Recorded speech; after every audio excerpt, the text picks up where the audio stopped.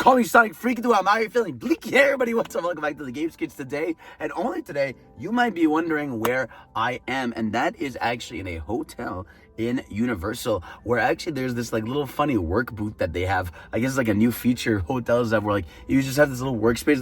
This door is closed, and yeah, just a little quiet space. I can work, record my video, because you know me, the grind never stops. So figured today we would talk about Sonic Frontiers Definitive Edition. Last time we talked about it was the night it leaked, so I was kind of hyper and feeling crazy. But now, I've collected my thoughts, and I thought today we would discuss what could be announced for the game, or what features I would like to see in the game from most likely to least likely. That way we get that big, full scope of predictions and hopes for the game. So without further ado, subscribe to your boy, support the content, and let's get right into this. So let's start just talk about the game a little bit.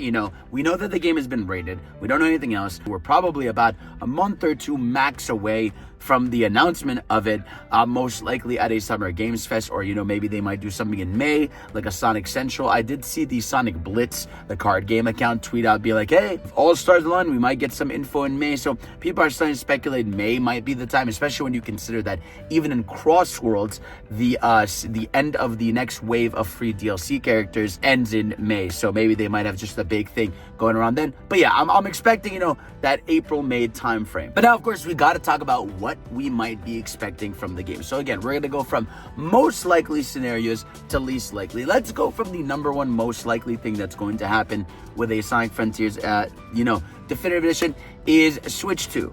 I think a Switch 2 release of the game is like probably the easiest thing. Like, even before stuff that I'm going to talk about after, I think just the game being at least at the bare minimum, the PS4, PS5 quality on the Switch, I feel like is the bare minimum. If you guys have seen footage of the Switch version of Sonic Frontiers, it's not the greatest thing. If anything, I'm shocked at how decent it runs on the Switch, but it definitely is, low res, low FPS. It's not the best way to experience that game at all. So I think that is the most likely, the bare minimum thing that's going to happen with this re-release, is it's going to be available on Switch 2 with a patch, and if anything like that would be the bare minimum, where they call it Sonic Frontiers DE, and it's just a Switch 2 edition of it, right?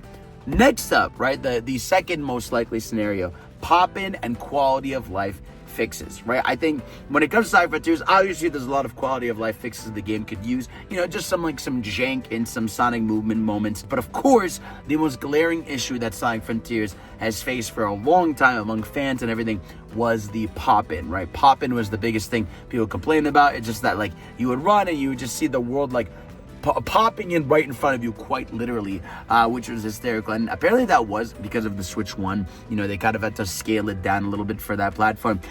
This problem is especially bad in the Final Horizon. I think no matter what frame one, the most likely thing besides the Switch 2 edition is the pop-in and just general quality of life fixes. I feel like if anything, that would be the most likely scenario. Now, the next thing that I feel like is going to happen in this, I'm going to say control fixes. So if you guys notice, when it comes to Sonic in Frontiers, he does have a lot of control options, right? You can go in the settings, you can mess with the sliders, for his movement, but there is a little bit of jank with Sonic when it comes to the control. Sometimes, I've been playing the game recently just to kind of get my headspace back into it. Sometimes you'll try to do a boost into a jump, and it kind of stops Sonic's movement. It's not always consistent with how the movement works. And another thing is, in cyberspace, Sonic's controls are weird. It's the cyberspace version of Sonic's controls are not exactly like how they are in the open zone, and so sometimes it can feel a little bit weird, especially in the 2D sections. I feel like in 2D, that's where Sonic feels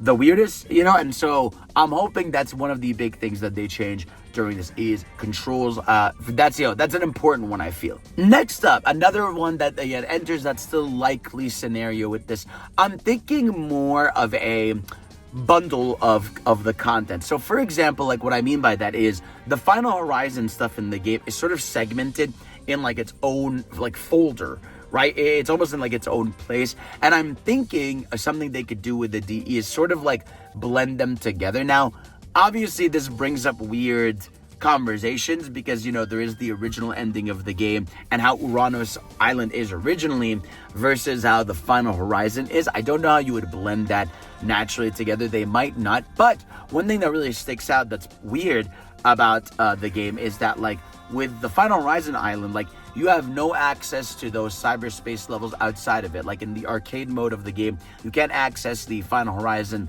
levels, which, you know, would be fun to have in the arcade mode, or even the cyberspace challenges stuff. So everything is sort of weirdly segmented in Final Horizons. So I'm hoping that this update, whatever they do, sort of bridges a gap where at least there is some kind of natural addition to it, where, like, again, you can feel like you can have access to those things, including the gang being playable, right? Obviously, you know, Knuckles, Tails, Amy are 3 characters that are very much playable in Final Horizons. Now, I know people would like to see them playable outside the island. I've thought about it, you know, as time has gone on, and people in chat and stuff have talked to me about it, but I do think there is a weird thing about it where, like, all right, what do you do when Knuckles is climbing, right? What do you do with Tails with the, you know, his ship, right? Like when he goes flying around, is he going to, can he just break the game in certain areas and fly to certain areas?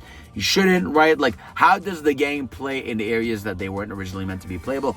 I think they can find a workaround, and not just that, not only just find a workaround, but I think, like, having them playable in cyberspace levels would be fun. I feel like it would be just like a fun piece of additional content, you know, get to see them when they're not all digitized, you know, get the regular version. So I think finding a way for the cast and just the content from Final Horizons to be a little bit more naturally ingrained in the game, I feel like that's something that they could do without entering that little, like, all right, we're getting into weird territory with how likely this shit is to happen. This is one that a lot of people have been yapping about for a long time. I don't think this will happen, but I want to talk about it and consider at least a new model, right? People have complained for a long time about the Sonic model not updated. You know, you've seen all the discourse, the conversation about it. I think the Sonic model is fine in this game, but I could see a world where if they are, you know, testing around for the next Sonic game, they could just drop this new model in here just to see how it goes. Now, the reason why I don't think it's 100% possible is because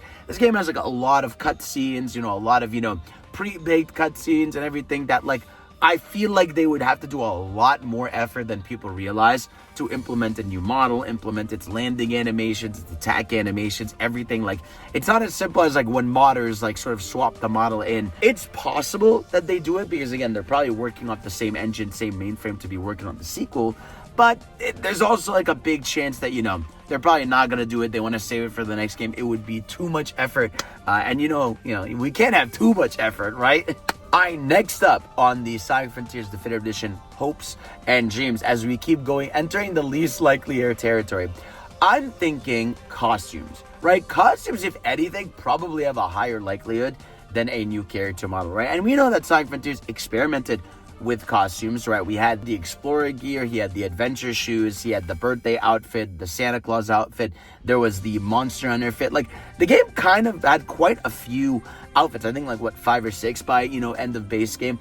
But I don't think that's enough, right? I think that's something a lot of people would like to see more of, you know what I'm saying? So I think costumes would be a great addition. We've seen platformers nowadays tap into this whole costume market, right? Where, you know, like, people, like in Mario Odyssey, you have all these costumes you can get. In Crash Bandicoot, you have all these costumes. I do feel like mainline Sonic really fully integrating costumes, 1, would be easy to implement, and 2, I think it would be an extra incentive for people to play the game, right? Like, imagine, you know, all those extra hearts or bonus things that you have on each island from, you know, that you needed to talk to certain characters. What if the more you got of them, the more likely you could, you know, buy some costumes, right? Or, you know, you could do the big fishing mini game and, you know, get those items, and boom, you could get a costume from the gold chest when you go fishing. So stuff like that, I feel like a natural way to include more costumes would be fun, and people just love that. It's an easy addition that just makes people happy. All right, as we keep pushing through the, you know, the least likely scenarios here, I'm going to say, right, cut content. You know, cut content is something that, all right, so there is an old video of when Sonic Frontiers leaked and a bunch of Sega games leaked.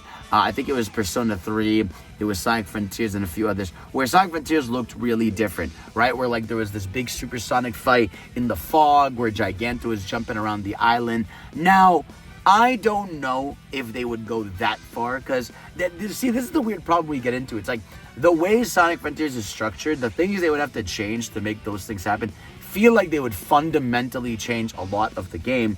And so I don't know if they would do that, but there's a lot of stuff that's in the game but didn't fully make it through that I could see Sonic Team just adding back in to the Titan bosses to make them a little bit more cinematic, to have them have a bit more, stronger of a move set. Like, I could see something like that happen just because it feels like, that's one of those things of like, all right, well, now we have time to do this. We've had time to work on this. Let's lock in. So I could see stuff like that, stuff like cut content come in. There was a thing about the game that before it launched where apparently Kronos was going to be like one mega island, right? So like the separation we have in the game where Rhea Island is its own thing and Uranus, those are all supposed to be different parts of Kronos that you're supposed to go back to. Again, that just enters the weird territory of like, as much as I would like that, I feel like that's something that would like genuinely like be a massive game change that I don't think they would do. That's how we're sort of, as we go farther into this video, we're talking about least likelier and likelier scenarios as we go on. But yeah, I think cut content is something that they could be implementing into the game. We'll see. Next up, right, I talked a little bit about this earlier with making the gang playable in cyberspace. I would love to see potentially more additional playable characters, right? Maybe have a Tangle or a Whisper or even Shadow. We could finally get, Shadow playable in these areas, right? To sort of fill that like gap of like, hey, where was Shadow during this? I know some people have like Shadow fatigue and want more of the cast playable, but think about it this way. They already have a full Shadow moveset like done and ready. And so I feel like it would just be an easy addition to the game to have him, just so you could play him in cyberspace levels, have him playable in the open areas. Now, the only problem is Shadow doesn't have a moveset with massive abilities, right? Like in Sonic Shadow Generations, right? He has the Chaos Spears and he has some attacks, but he doesn't have like a skill tree and a moveset the same way that the other characters do. So they would have to implement something like that. But I think additional playable characters is something that could be possible. Next up, obviously a big one that people would love to see would be new content. Right now, what form of new content could we get here? There's even tiers of this, right? I think first and foremost, the easiest form of new content they could do is new cyberspace levels. I think that's like the easiest thing without maybe like going into crazy territory. We're like, hey, what if you got new cyberspace areas that weren't just themed, around, Sky Sanctuary, Green Hill, Chemical Plant, at least visually, or even the highway? Like, what if they added a new theme to cyberspace? What if they added day and night cycles to the look of certain cyberspace levels? And what if they just made new ones? If anything, it'd be easy, especially when you consider a lot of cyberspace levels are old Sonic level layouts. And so if they got more of those and they implemented them, that could be really cool. But of course, I would love to see even more original areas, right? If we noticed in Final Horizon, they were kind of going crazy with the types of levels and ideas that they were implementing in cyberspace levels in Final Horizon. They were bigger, the achievements were more difficult, there was more alternate paths, like it went kind of hard. And so I would love to see additional cyberspace levels. And again, I feel like that's like sort of the easiest new content you can promote. Like, hey, new speed-based levels for Sonic the Hedgehog and friends. That would be something I could see. Or even, right, hear me out, something they could do. What if they did character-specific action cyberspace levels? So this is how you could bring back, for example, Knuckles finding Master Emerald pieces, right? Or you could have like a little action platformer segment for Amy, or you could have flying levels for Tails, right? Where, he's flying the ship and he's going through like stuff like that. I could see be something that they could really implement, and it would be a really fun idea. Again, as we're going in this video, we're getting into more and more like, all right, Fidel, you're going kind of crazy, chill out. But again, one of those things where hear me out on it. So additional cyberspace levels and potentially character-specific cyberspace levels would go hard, because in the Final Horizon, the other characters can't access cyberspace levels. And I think that's like a shame. I think it would have been cool to see new cyberspace levels where the gang could use their abilities and their actions for potential levels in there. So something like that would be really cool to see. And of course, right, this is, we're getting into like, all right, man, you need to chill out. It's probably not happening, but would be really cool. This would be a full-on expansion, right? What if, we are starting to enter Sonic X Shadow Gens territory here, where it is like, boom, you are going to get a new additional island, brand new island in the game, right, with Metal Sonic, right? Metal Sonic could be the villain, sort of start, teeing up that cross-movie promotion, especially if we're not getting a mainline game this year. Like, this is, officially like, hey, listen, we need more time with the next Sonic game. We'll show you a little bit of it. But until then, right, Frontiers, remember, this is the basis of what's going to go forward. And so potentially seeing a new gameplay aspect of the game where, we're getting Sonic Frontiers Definitive Edition, and there's going to be a new island, Metal Sonic's the villain, potentially playable Shadow, potential Tangled Whisper, potential, NPC Sonic characters, could be really crazy. Again, this really enters, this is the stuff where I'm like, I don't know if they would do all that, right? Because it just feels like that's a lot of effort, but I don't know if there's a chance that this is the 35th anniversary special. And so if you want to charge $10, $20, right, to upgrade your game, get a new expansion, as opposed to people that are probably going to buy the game for the first time and have maybe the game be $70, I think this is like a very good idea. Now, what they could do for this DLC, I feel like, again, the world's their oyster, right? It could be something as simple as, hey, shadow glazing all around the world, and Shadow's back, and you get to play as him, right? And again, you get to understand what he was doing in Chaos Island, right? You could see stuff like, potentially more of the playable cast in there, right? We could get the Chaotix. We just had them teed up after a fun Chaotix case files. We could get Infinite, right? Infinite was a big part of the Chaotix case files, and saying, I'll be back. I feel like that would be the best way to give him a potential redemption story. I would, what's crazy? I mean, Silver, right? Silver is a big character that we haven't been talking about.